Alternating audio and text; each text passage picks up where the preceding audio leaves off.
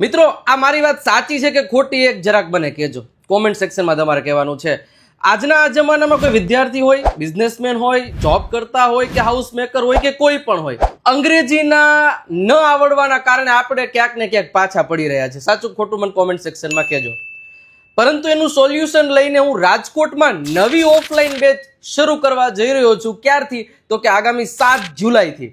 સમય પણ આપણે એવો રાખ્યો છે કે દરેક બિઝનેસમેન, સ્કૂલના વિદ્યાર્થીઓ હોય, હાઉસ મેકર હોય કે જોબ કરતા હોય, બધા લોકો આવી શકે એટલા માટે સાંજે 6:30 થી 7:30 વાગ્યાનો ટાઈમ રહેશે।